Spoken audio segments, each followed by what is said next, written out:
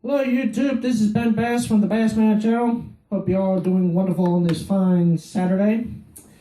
I would like to continue our second chapter of the Quiet Modest Man that I mentionedly stated a while back. I read you the first chapter. Sorry, I hadn't uploaded a lot because I've been very busy with, work 6 days a week. It's a lot on you, So anyway, I would like to introduce to you the second chapter of this wonderful story that I would like to publish someday and share with you all, share with the world. And once again, I would like to, mention again that I started this story back when I was 20 years old. So anyway, why don't we go ahead and get on with chapter 2. So here we go. Chapter 2.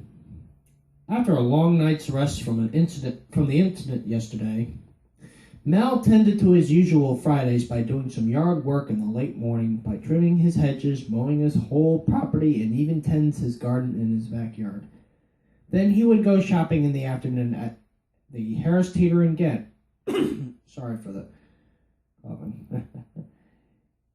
He would have groceries that would all be Italian types of meals and foods, like Italian sausages, Italian-style meatballs, shellfish, thin spaghetti, penne pasta, bread, garlic cloves, tomato and basil sauce, pesto sauce, Alfredo sauce, Parmigiano Romano cheeses, and fine red and white Italian wines.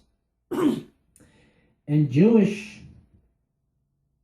tradition meals and foods, Zameck's challah bread, Empire kosher chicken, matzo ball soup, and matzo balls, and a kosher brisket, and a fine red and white kosher wines. Usually he would drop off his groceries at home, then heads off to work at the Labella as always. Feeling a bad today? Asked Gazarina kindly. I'm not 100% better, but I am what is called, as he puts it in his 2 fingers, from both hands making a quote, progressing.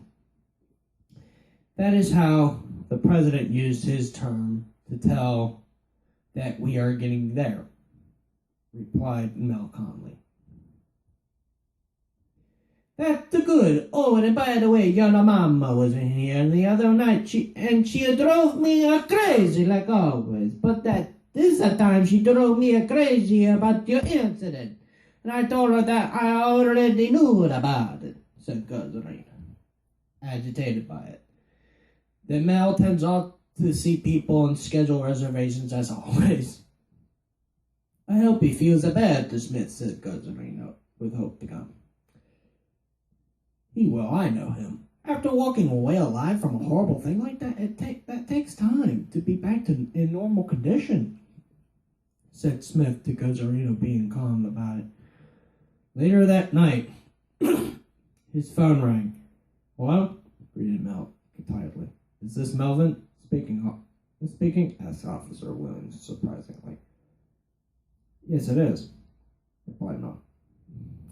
We have the man that caused the incident you had with him.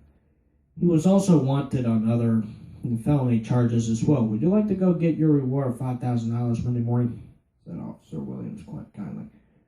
First thing Monday morning, said Mel, relieved by 80%. Sorry about the sore throat. Monday morning approaches, and back to Taiwan Community College to take his classes as always. Before he went to class, he went to the Justice Center and got his reward. Then afterwards, he went to make the deposit at the Wells Fargo Bank downtown. Then off to class he went. It's the middle of the semester, and he's been doing well in all of the classes he takes. In math, he knows how to solve really difficult formulas by doing his skills with addition, subtraction, multiplication, and division.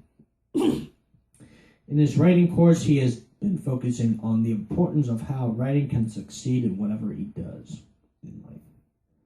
But on the go or at home, he would like to take a business course online and studies on how a business runs and operates, and also does well in that course as well. Then, after finished his courses for the day, he walks to his car parked at MacArthur Mall. Wearing a charcoal gray double-breasted suit and gray felt fedora from Stark & Leggums. As always, people walk by and say that he's handsome, best dressed, and polite. But today he saw a beautiful brunette wearing a lavender long-sleeve t-shirt and white baggy overalls with the same skin color as his. Slim, teeth shining white and bright.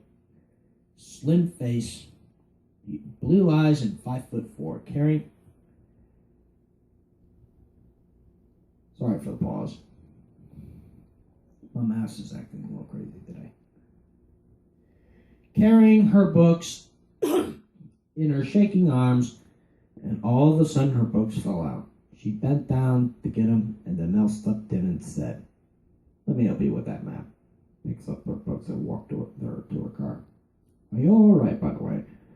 "Why aren't you so kind? No man ever in my whole life ever helped me with anything, and if they did, they would just flirt with me and just get to my attention. But you?" Stares at him with a smile and gets a crush on Mel. "Might be the man that I've been looking since high school," replied the brunette girl with a charm. "The name's Melvin, by the way, if you were wondering," said Mel with a charm as well. Then she wrote her name and even her number on the blank sheet of paper of her college paper, then grabbed his silver and blue striped silk winter knot tie lightly and kissed him lightly on the lips. "Ooh. Here, you might need this sometime," replied the brunette girl with a smile and left. Mel looked at the information on the piece of paper and states that her name was Melissa and her cell phone number was on it as well. Later that night,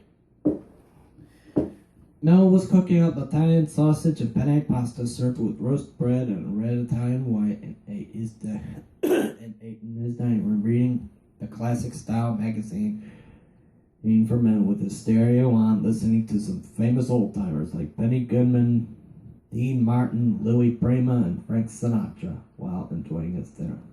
2 hours passed by and Mel was in his study doing his assignments from school and checking his Yahoo email, TCC email, and his Facebook status pretty much after work. Every night except Mondays, due to that the restaurant is closed on Mondays. Tuesday arrived in no time. He again went to his math and writing, then off to work as usual. Busy night at the La Bella restaurant, and Mel was seeing people from left to right and taking every call he can take with a smile, so busy with a joy in his heart. Later that evening, when the restaurant started to die down, Mel was finishing up with a smile on his face.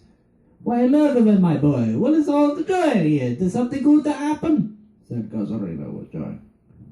"The perp that made me get him food got caught, and I'm relieved. But that's not all. I might be in a relationship this month," replied Mel with a joy as well. "Oh, my precious bambino. First of all, hope that son of a bitch will suffer in the prison for what he did."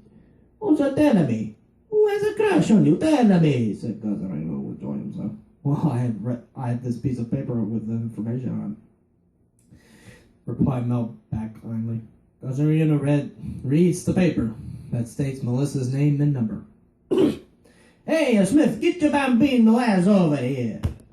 Mel's got a good affair. Read this," said Gazarino, sitting at this bar. "Why, Mel, you should go out on a date Friday and Saturday." "I can cover your reservations and seating for you," said Smith, encouraging Mel. "How do I do that?" replied Mel with a smile. "That's a big heel from his incident." "Yeah. I wonder who she is," asked Smith curiously. It says that her name is Melissa. "I kind of wonder who she is at all," said Gazarino also curiously. "I can tell you she's no slut, but I know that she wants Mel," replied Smith. "We'll just go, pal. Now, boss, to the best days to come and to a new start. Salud, said Mel, sitting at the bar with a Gozolino and Smith, holding a glass of Castello Banfi Brunello de Montecrino 2004 red wine in his right hand. Salud, replied Gozolino, holding a glass of red Rufino Chianti Italian wine, and Smith holding a glass of white Pinot Grigio Italian wine. Then the fellows took a good sip of their beverage after Mel gave. Later at home, Mel called up Melissa to look up for a weekend date. Hello? Answered Melissa, kind of sleepy. Melissa, this is Mel. I'm sorry if I bothered you. I'm the guy who helped you with your books the other day, said Mel kindly and polite. Oh, hey, hon. I do remember you. I was actually going to bed since you called me. You made my day better. You want to hook up sometime this weekend? Asked Mel, all sexy. As a matter of fact, I do. Are you interested in spending Friday and Saturday with me at the Holiday Inn on 39th Street at the ocean front? Everything's on me, said Mel with confidence. Of course, I want to spend a little weekend with you, but when do we check in? Asked Melissa. This Friday afternoon. I'll pick you up. Where are you located, Melissa? Asked Mel. In the apartments of the corner of Hampton Boulevard and Spotswood. Oh, the other day, don't mind the overalls. My asshole roommate made to help him do some heavy carpentry after class these days. I'm getting sick and tired of them, said Melissa. I think you worked horrible in them. You look sexy in anything I see fitting you, replied Mel with a warm heart. Oh, how sweet of you. I have 2 pairs of them. I'll bring them with me this weekend just for you, said Melissa with joy. Wednesday approached fast as Mel went off to class, as always, listening to his lectures and taking notes as always. Later at work, he seats people and schedules reservations as always with joy. So, did you set up a date with her, Mel? Asked Smith with joy affirmed. As a matter of fact, I did. A reservation at the Holiday Inn on 39th Street at the beach for 2 nights and 2 dinner reservations at the Isle of Capri. A whole weekend, just her and I, replied Mel. So you want me to cover you Friday and Saturday? Asked Smith. By all means, take it, replied Mel with a smile. Oh, the weekend, just the 2 of you. How romantico, said Gazarino with joy. See, boss, Mel hasn't been this excited since last Christmas. I told you this would be something to make Mel feel better about himself and not to worry about that Schwarzer that tried to ruin him, explained Smith to Gazarino. Friday came as fast as a lightning bolt. He packed his stuff for the weekend that morning. Mel was wearing a white cuff-link shirt, a silver Windsor knot tie, with a light gray pink lapelled sport coat and black dress pants with a black and white spectator shoes and a white felt fedora with a white headband from Stuckerleggum. Then at 3 in the afternoon, he went to go get Melissa, and she came out wearing a white t-shirt with a gray hoodie, tight blue jeans, and a pair of short black boots. By the time they got to the hotel, in their room is on the top floor facing the ocean in the same building where Isle Capri is. In their hotel room, Melissa was changing into a nice short pink evening dress and put makeup on her face as Mel was in a pink lapel tuxedo with a white piqué front and a black bow tie, putting on Aramis cologne. Melissa got her purse, and Mel got his black felt fedora, also from Stuckerleggums, and off to Isle Capri for dinner they go. Well, folks, it was kind of a good start to a fabulous story. I wouldn't say it's not all the pieces together, but I would say it's starting to turn out to be a fancy romantic story in a way, but not too romantic. There's also going to be, other ethnic groups along the way, like sometime after chapter 11 or something. But I stopped at beginning of chapter 9 because I kind of ran out of ideas a little bit. But sorry for that cough again. Sorry about the coughing, and sometimes I have a little speech impediment sometimes, and I have, allergies in the throat, so, Anyway, It may be, a hard thing to do sometimes when, you're doing something like this, but anyway,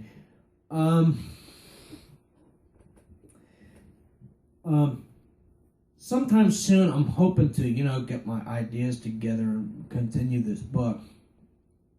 If I just, take my time to, figure out what the rest of the story is going to be about, how to end the story, publish it. It may take a while to publish a book. So, hopefully, I hope that I get that going. So, anyway, it's 5 o'clock now. I'm about to, do whatever I can for my other vlog. So, don't forget to like and subscribe. And I'll see you Bassman I hope to see you Bassman fans down the road. Remember, like and subscribe.